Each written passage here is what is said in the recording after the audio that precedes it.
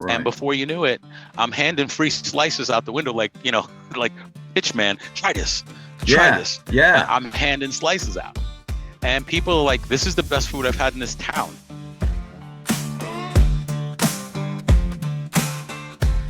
Okay. Albert Grande here. I'm talking with Anthony D. in Estes Park, Colorado. How are you doing today, my friend? I'm doing great, Albert. Thanks for having me. Yeah, Anthony, we've talked, we've met, and you have a really interesting pizza story. So, I guess first, before we get into your professional pizza story, what are some of your early memories of pizza as you were growing up? Oh, God. So the best memories I have involve pizza because it was a Friday night thing in my household. So no matter what was going on in the week and how bad it was, Friday night was always pizza night. And we got our pizza from a place called Mama's Pizza in Copeg, New York, on Long Island on the South Shore. I lived in Amityville, and I go back to 1979 in that place. And that's kind of my earliest memory. One of the things that I remember is we would get this pizza and we would all wait for it and wait for it. And I would go to the store with my mother to pick it up. We would come home and we'd kill it in like 5 minutes. Yeah, It didn't stand yeah, a chance. And it was yeah. always a Sicilian pie Okay. because Sicilian pie was like, it would feed a family. Yeah, It was thick, it was heavy, it was all the things you need to feed a family. So that's my earliest recollection of really loving pizza would right. be in the 70s. Okay. And these Sicilians, they were square pan pizzas, correct? Yeah, they were square, 17 by 17, 18 by 18, something Yeah. around that size. They took up the whole box. Yep. Yep. So okay, so you went from eating pizza, loving pizza, to Yeah. making pizza. So I know you That had a professional transition there. And how did you get into making pizza and getting in the pizza business? The crazy thing is on Long Island, you don't get to be a pizza man unless somebody takes you under their wing and teaches you to be a pizza man. I never had that in me. I never had the idea that I was going to be a pizza man. Oh, I owned an internet marketing firm that I built from scratch. It was my second career. And when we got to Colorado, we moved to Colorado in '06, got here, and the food was horrific. The one thing that it didn't have, it had beauty, natural beauty. The people were nice. There was opportunity. Housing was reasonable. It had all the good things going for it. But the food, for lack of a better term, sucked. There's right. really no other way to say it.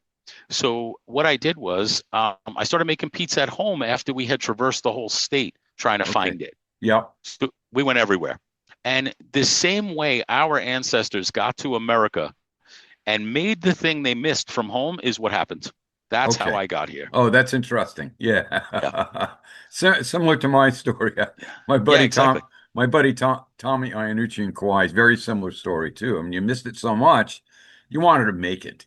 Yep. And that's yeah, that's fantastic. So you learned how to make it. And how what were some of those early iterations? How did you get into Oh that? God.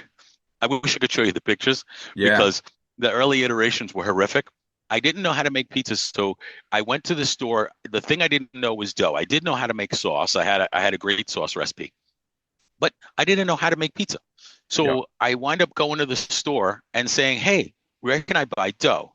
And just imagine, there's really no place to go. This is Colorado in 2006.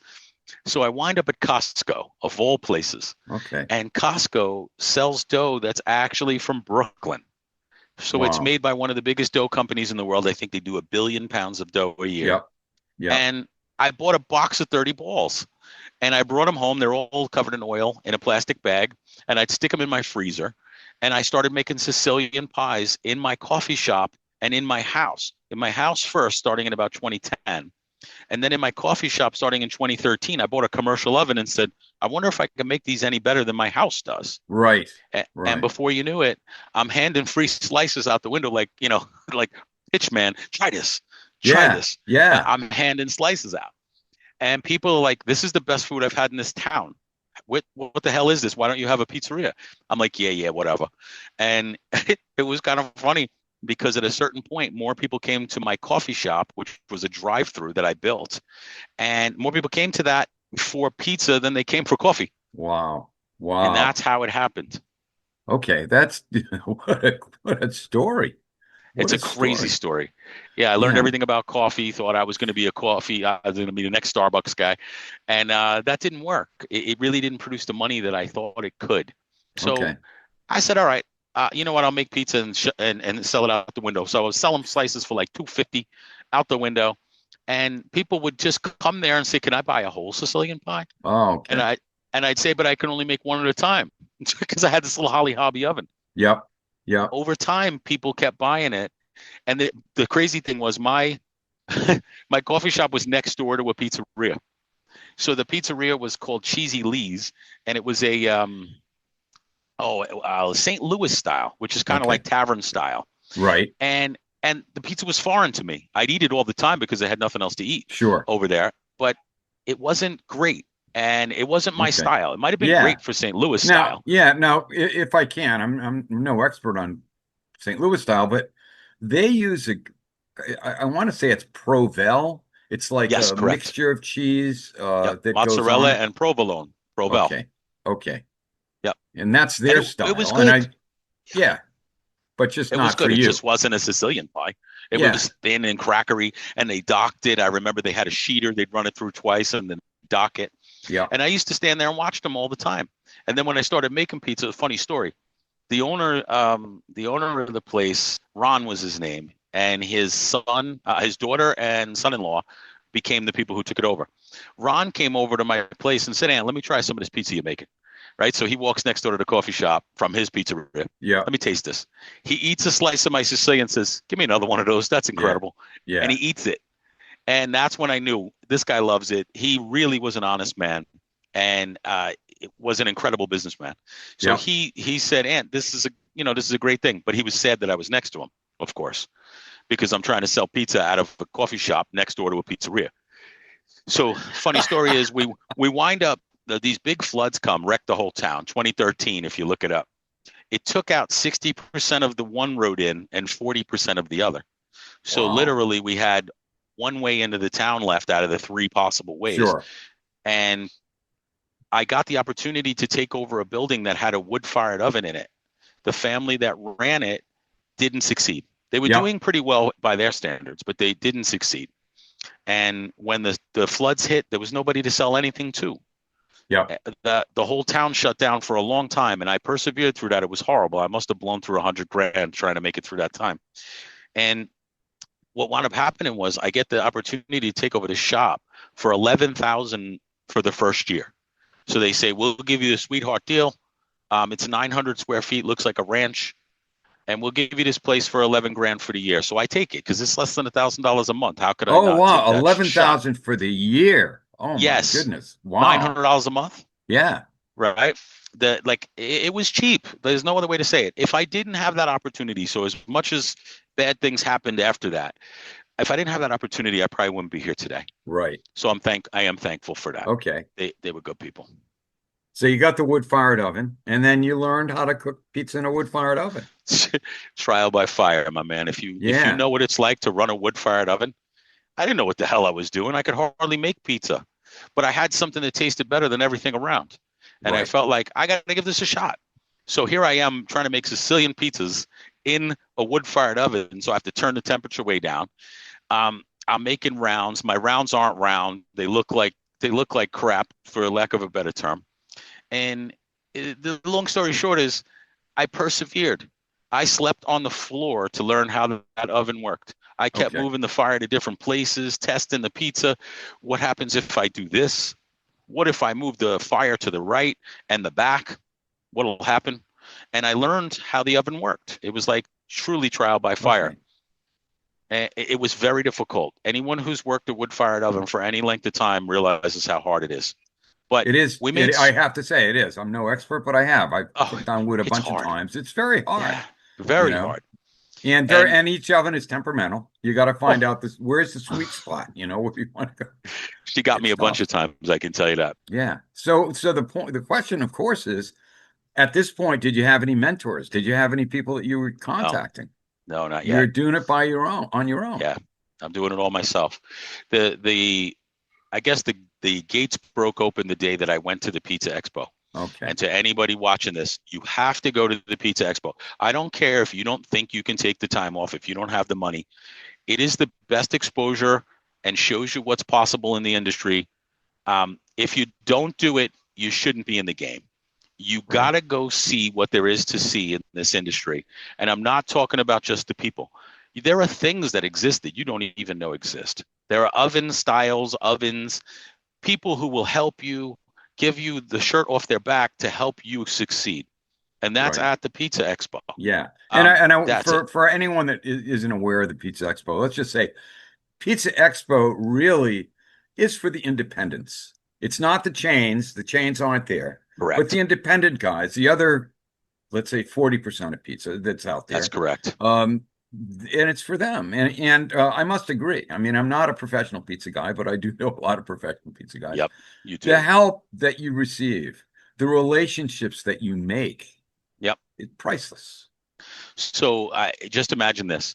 There was a moment where I wasn't sure that I was actually going to go to the Pizza Expo. So I might not be talking to you because that's how pivotal of a happening it was in my life. I go to the Pizza Expo. I'm alone. I don't know anybody there.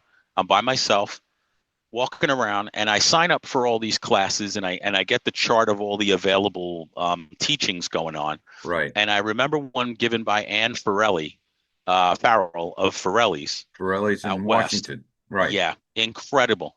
And she was a hell of a speaker. So I go to these classes. I finish up with her class, and then I see her. Actually, no, the question came about in the class.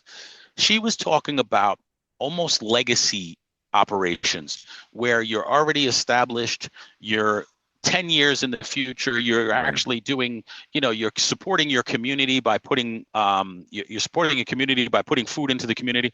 And I raised my hand and I said, Ann, are do you have any tips for the guy who just started? Right. Any tips for him? And it stopped her in her tracks, and she found me after and said, I never thought of it from your perspective because I am Right. so far down the road. What do you want to Sure. know? So she talked to me for an hour after the class, and I'm sitting there just absorbing it all. She turned it on me. She said, why are you here? What do you want to achieve? And I said, I want to learn how to make pizza the right way. I want to learn all the tips that could help me succeed. I'm not here because I know what I'm doing. I'm here because I don't know. Right. So Right. she said, I love this. Here's my phone number. Right. So she gives me her phone number and says, I'll help you any way I can. She actually did speak with me on the phone and sent me documents to help me with how to create things. It was really cool. Right. And during that same trip, this is March of 2015.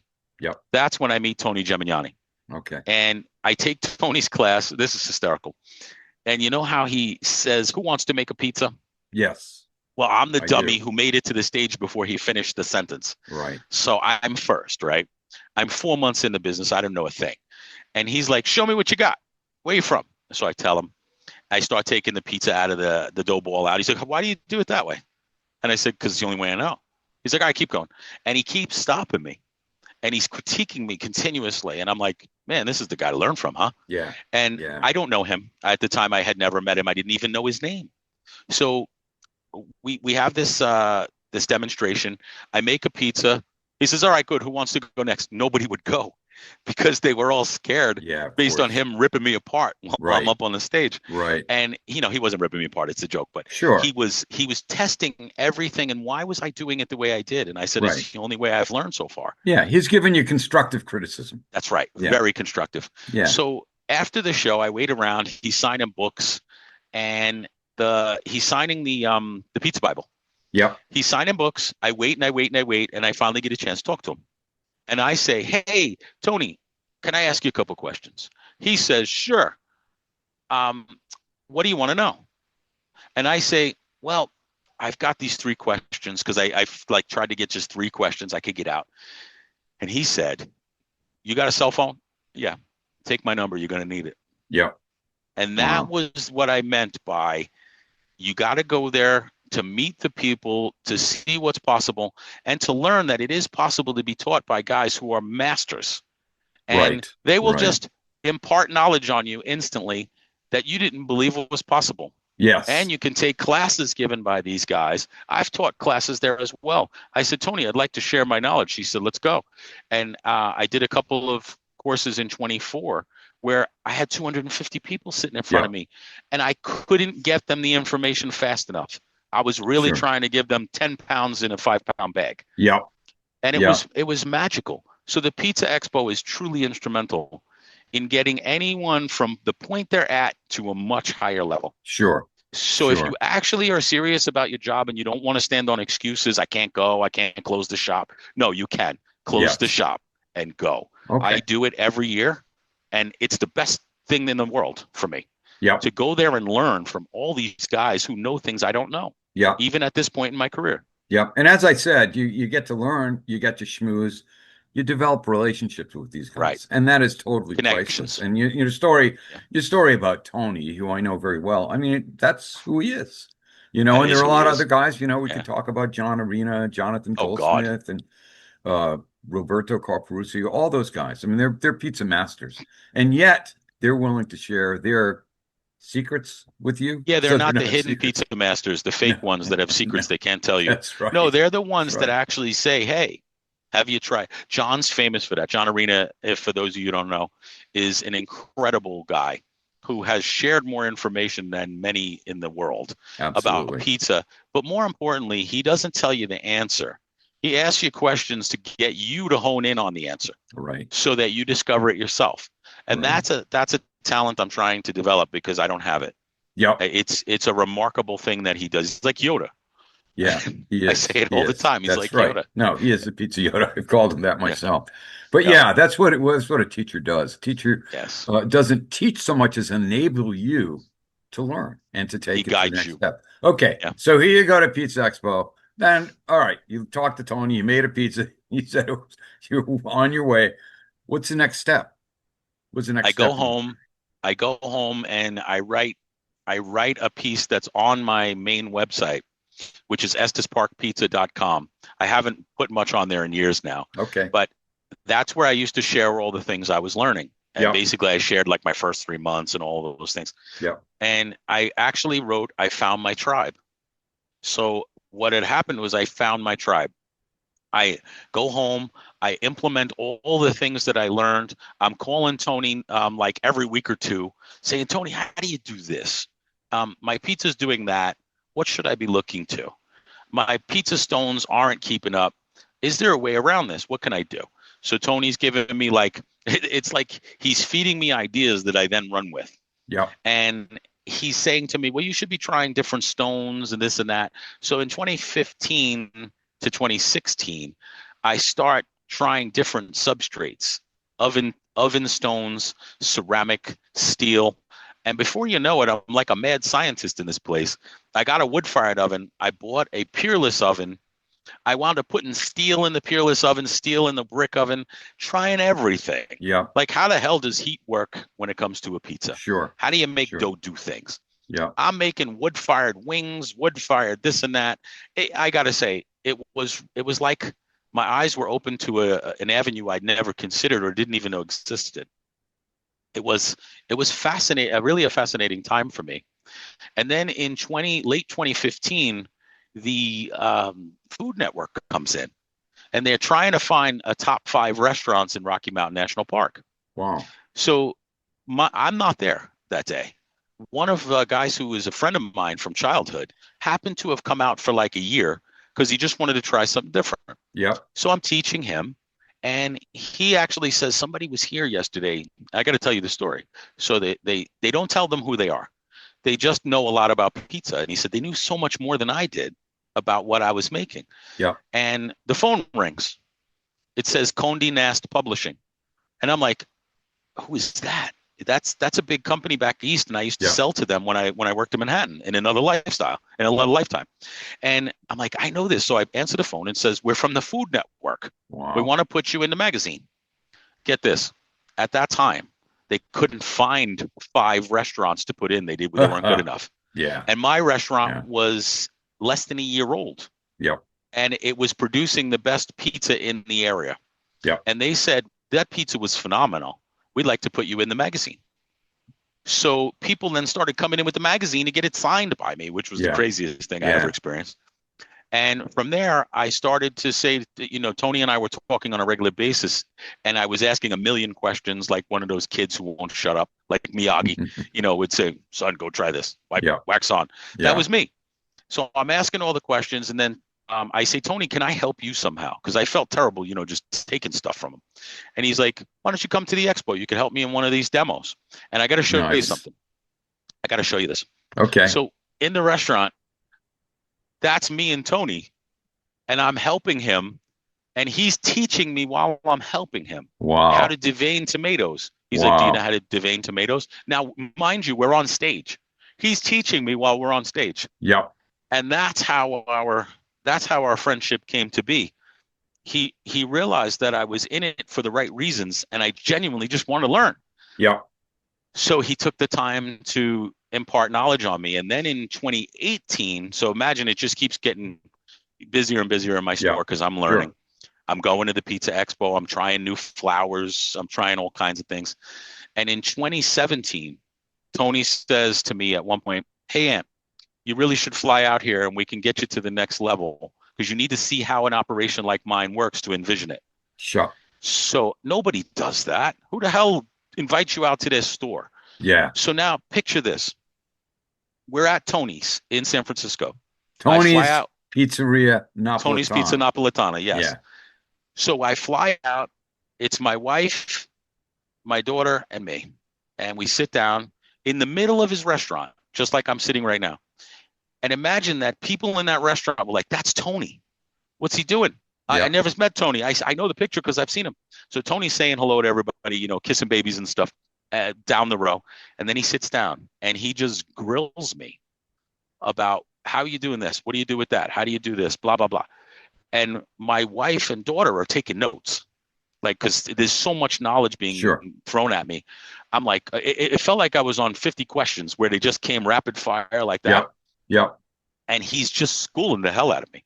So then he says, do you have cameras in your store? Yeah. Pull them up. So I pull them up. He can see my staff. And he's like, why is your make line like that? It should be like this. Why don't you do blah, blah, blah?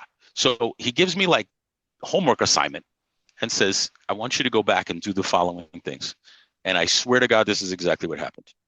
I get back to the store, drive everyone insane, and rearrange the whole building. It turned out we didn't have enough people on Expo. We were trying to do a one person. We needed at least two. Right. Expo was in the wrong spot. The flow was wrong. Yeah. Right. And I didn't know that. So I go back to the store, rearrange the store, piss off all my staff. Why are you going to do this? Why? Because one guy said it? Shut up. You don't know anything. We don't know anything. Let's listen to the master and see if it works. Sure. Next day, we do $1,000 more than the highest day we ever did and cut our wait times by 25 minutes. No kidding. Wow. Wow. No kidding at all. It took him 4 minutes to see that. Yep. Right? Yeah. It would have took me another 2 years to learn that one trick. If you learned it. At that point, if I ever found it, right? Yeah. It might have taken until now in 2025, I'd have figured it out. Yeah. And then in 2018, I got the opportunity to go to the New York City Pizza Festival where pizza was made in the street. Did you go? No, I have not gone. What a thing that was. Yeah. They only did it for 2 years, in 18 and 19. They probably would have done it in 20, but COVID hit. Yeah. So the story is that I get there and I'm just there to help in any way I can possibly help because, Tony is just schooling me continuously. And I feel like I got to go help this guy. I feel like a mook if I don't actually help him. Right. I go to New York City. Now I'm home. I come from Colorado to my home neighborhoods. And my family's from the Bronx and Brooklyn. So this is like home to me. Sure. I worked in Manhattan. And what happens is I meet John Arena through this. John Arena and Tony had booths next to each other. Yep. And I don't know John at this time, but John's from Elmont and I'm from Elmont.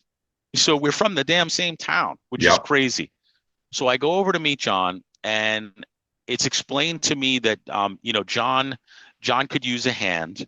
Would you please help him? Well, of course I'm here to help. I don't care what we do. So I got Chris Decker, John. Another master. Anthony, yeah. Oh, God. Anthony Brigala from Albany. Who else is there? Tony, Laura Meyer. Laura Meyer. Yeah. So the crazy thing is now I'm amongst all these wizards and I'm like the low man on a totem pole. Yeah. Still learning, but I'm here to help. But I know how to work an oven. So John says, would you be my oven guy? And I said, I'll do anything you need. So I get the peel. Now I got a 10-inch or an 8-inch Neapolitan peel. That's all they had. Yeah. I'm trying to get Sicilian pies out of this thing with an 8-inch Neapolitan peel. And that was fun in and of itself. But let me tell you the story of what I saw before that. This is priceless. We're in the basement of Keste, Roberto Caparucio's place in Been Manhattan. there. Yes. It's the biggest basement I've ever seen in my life. It's got like 100 walk-ins. They're everywhere. You don't know where you Yep. are. You're like lost. And I see, this is the day that I meet John Arena. I'm there, a slice and cheese, and I see John walk in with Chris Decker, and they have boxes from UPS, like 20 boxes. They're frozen pizza doughs. They Wow. mailed them frozen. From Las Vegas. Yeah. So Wow. they mailed them Wow. from Vegas, right? Now just think about this. It's frozen pizza dough. Everybody's like, well, frozen pizza dough. Yeah. Right. I don't know anything. So I'm like, why would you freeze the pizza dough? Yeah. Well, I learned later that it's frozen to actually bring the water to the surface so that it will be lighter and airier. And I didn't know that, of course. So I'm like, wow, we make 145 Sicilians in 3 hours. Right? I'm the oven guy. My wrists were killing me. My carpal tunnel was screaming. The line is 100 people deep waiting for a slice of John's pizza. They're saying this is the best Sicilian I've ever tasted. And I'm going, holy cow, he mailed that here with Las Vegas water. Your myth about water in New York is nonsense, because people are saying, where's your shop in Brooklyn or New York? Because this is the best Sicilian I ever tasted. Wow. Right. Wow. And that's when I realized it's not about any physical ingredient. It's about knowledge. Yeah. And thankfully, I'm standing in front of the grandmaster who's whispering in my ear, telling me, we don't make Wonder Bread here, son. Put that back in the oven. I'm thinking it's done. He's like, no, put it back. Yeah. So 2019, it happens again. Absolutely incredible. I'm learning at a rapid pace. I'm helping out the guys who are helping me. It's when I learned about this symbiotic relationship where everybody shares their knowledge with the next guy, unlike being a New Yorker where everybody hides everything. There's always a secret. When I was in Kung Fu, it was the secret move you didn't know. There was the missing piece to this form. When you go to a pizzeria, they'll never tell you. You could see the Stanislaus tomatoes from the back, but they won't tell you what they are. Absolutely. No. Right? No. So that's when I learned that there was another way. You didn't have to be Secret Squirrel and hold it all close to the vest. You could give it away because they can't make it anyway unless you teach them. Right. And these guys are willing to teach you. Yeah, that's just fantastic. What a great story. It was something. Yeah, and Anthony, we're gonna end it right here, and we'll do a part 2 because you're taking us up to 2019, and we're going to hear the rest of the story. But before I let you go, I want to ask you what are tips for the home pizza maker? Okay, prior to this phone call, I taught a 15-year-old to make pizza here. A great customer and friend of mine says, would you teach my 15-year-old son and grandson? And I say, of course, bring him in. So I ask him, what are you using at home? What are you doing? What dough are you using? What flour, etc. So I started out by asking, what do you want to make? And for the home user, you have to figure out what it is you want to make. If you're using only a home oven and you didn't buy an Uni, for example, or one of these newfangled ovens, if you just got your home oven, what you should do, and Tony gives this example all the time, I think you should buy a stone and a baking steel. Yes. Tony often talks about 2 stones or 2 steels. I think you should have one of each, and here's why. The stone gives away heat much slower. The steel gives away heat like poof. It's very quick. So what I think that you should do if you're a home person, you're in your house trying to make pizza, you use the steel first. The steel transfers its heat, thermodynamics, transfers its heat quickly to the pizza, so you get what we call oven spring. And that's when you get a nice crust quickly. Right? I would say that the first 2 to 3 minutes should be spent on this steel. Then I would take it from the steel and move it to the stone. Okay. That will allow it to get a deep crisp. Now, remember, steel is not going to absorb water like a stone will. So if you think about your stone, it's wicking away the water that is remaining in your pizza. So if you take it from the steel, move it to the stone, it's going to take away that water that's coming out in the form of steam, and it's going to create a hell of a crust. Okay. And that's the best tip I could give any home pizza maker. That's great. Yeah. That is a great tip. And Thank you. so, it's a little bit of an investment, Yeah, by yeah, starting with a stone, but the pizza steel is going to last you forever. I mean, I've gone through many stones it in is. my day. Yeah, I've broken them too. Yeah. God forbid somebody puts water on it. I just Yeah, wanted the no. wet. Yeah, Anthony, thank you so much. We're going to call this part one. We'll get to a excellent. part two and later down the road. But how can It's people my find pleasure. you? Tell us a little bit about your Antonio's Okay. Pizza in So Estes Park. Antonio's has two locations. The location I'm sitting in right now with my grandparents and great grandparents behind me is in Longmont, Colorado. Okay. The other location is in Estes Park, Colorado, which is otherwise known as Rocky Mountain National Park. Yep. You can find my story, my history at estesparkpizza.com. Okay. And you can find our current menu. It doesn't show a lot about Journey, but it shows the current offerings and it shows a picture of each location. And that's antonios.pizza. It's not .com, it's .pizza. Okay. Okay. I'll put links to that below this video. Hey man, Oh, thanks a lot. Go. I got one more. Hold on. All right, go. If you want to Wait. see, I share an awful lot of knowledge. Anything that I learn that I think is valuable, I try to share it with the world in our Facebook page, and we have almost Okay. 15,000 I followers there. will put links below, and so people can find out more about you Awesome. and hopefully learn and It's my maybe make pleasure, better Albert. pizza than you. So, I hope so. yeah, The sign of absolutely. what is the sign of the best teacher? Tell me. The student surpasses them. That's right. Yeah, that's true. That's true. That's it. Yes, I want them to be better than me. Yeah, Yeah, the student becomes the master. Hey, Anthony, thanks a lot. I really it's my appreciate you pleasure, taking Albert. time. And Thank you. we'll talk again soon. Okay, see you soon. Okay. Be well. Yeah, bye.